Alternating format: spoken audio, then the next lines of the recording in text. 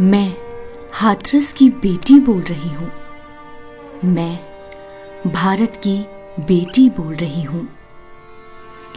असल में मैं दलित की बेटी बोल रही हूँ। अब आप सुन पा रहे हैं ना मुझे? तब नहीं सुन पाए तो अब सुनिए, पर सुनिए। यूं तो मेरा पैदा होना ही अभिशाप था।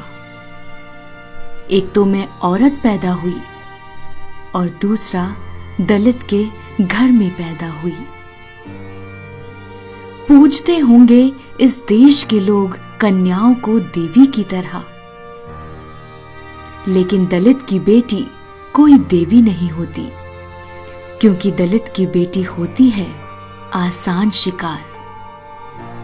आसान शिकार जातिवादी गुंडों के लिए, आसान शिकार गांव के जातिवादी ठाकुरों ब्राह्मणों के लिए, और आसान शिकार गांव के पास बनी चौकी के पुलिस वालों के लिए। तभी तो जब लोग बिस्तर से अंगड़ाई ले रहे थे, मेरी हड्डियां तोड़ी जा रही थी। तभी तो जब लोग चाय की चुस्कियां ले रहे थे, मेरी अस्मिता की धज्जियां उड़ाई जा रही थी। तभी तो जब सीएम सुबह अफसरों की ब्रीफिंग कर रहे थे, मेरी जीभ काटी जा रही थी। दलित की बेटी आसान शिकार है, इसीलिए तो मुझे बाजरे के खेत में रौंद डाला। मेरी चीख उनके जालिम हाथों तले दबकर रह गई। मेरी छटपटाहट उन वहशियों को धकेल न पाई। मेरी सिसकियां किसी से कुछ कह न पाई।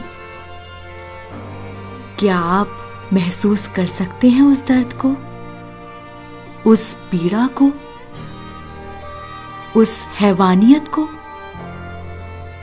अगर कर सकते हैं तो प्लीज महसूस करिए, क्योंकि एक दलित की बेटी का दर्द आपको समझना होगा। आपको समझना होगा मैं कैसे चंदपा थाने की जमीन पर बेसुध पड़ी थी। आपको समझना होगा कैसे वर्दी वाले मेरा मखौल बना रहे थे। आपको समझना होगा कैसे मेरा परिवार मदद के लिए बिलख रहा था। आपको यह भी समझना होगा कि अस्पताल में मेरे साथ क्या हुआ। आपको ये भी समझना होगा क्यों मुझे समय पर ऑक्सीजन तक नहीं दिया गया। आपको ये भी समझना होगा क्यों मेरा मेडिकल तक ढंग से नहीं हुआ। एक दलित की बेटी का एक बार बलात्कार नहीं हुआ। थाने में, अस्पताल में और शमशान में जाने कितनी बार मैंने वही दर्द सहा। आपको पता है, जब 14 दिन बाद मुझे अलीगढ़ से दिल्ली लाया गया, तो देश के सबसे बड़े अस्पताल में मेरे लिए एक बेड तक खाली नहीं था। एम्स की चौखट से मुझे दुत्कार दिया गया। एक दलित की बेटी को फिर मार दिया गया। 14 दिन तक मुझे इलाज के लिए भटकाया गया।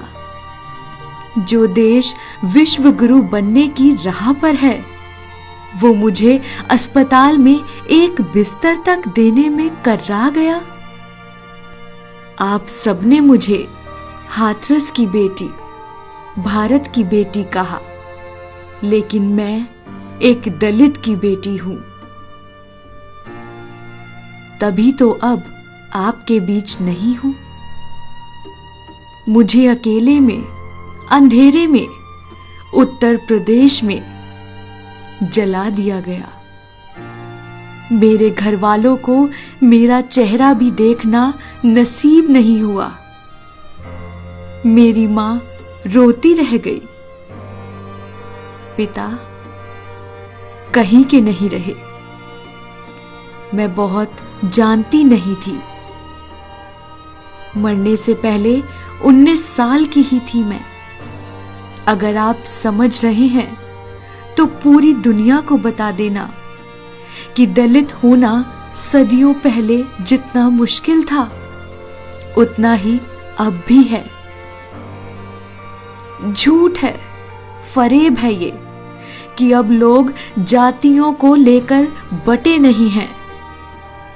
जिसे यकीन ना हो उसे वो वीडियो दिखा देना जिसमें जातिवादी गुंडे दशहरे पर मेरे परिवार को फूंक देने की धमकी दे रहे हैं। जातियों का ऐसा बंटवारा और कहीं नहीं मिलेगा। मेरे जाने के बाद जो भी मेरे घर गए थे, क्या उन्होंने मेरे घर का पानी पिया था? जब मैं जिंदा थी तो शर्मिंदा थी। एक लड़की होने पर, दलित होने पर, नोचे जाने पर।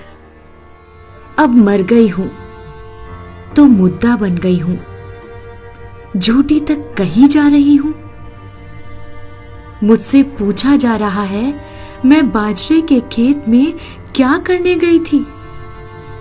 मेरे लिए कहां भारत के लोग इंडिया गेट आएंगे? क्यों ही मेरे लिए मीडिया सत्ता से सवाल पूछेगी कि ऐसे कैसे वो मर गई। मर गई, लेकिन ऐसे कैसे उसे जला दिया गया? मेरे पिता के पिता और उनके पिता अपने पैदा होने के साथ ही अपमान, अन्याय, छुआछूत, असमानता, उपेक्षा झेलते रहे।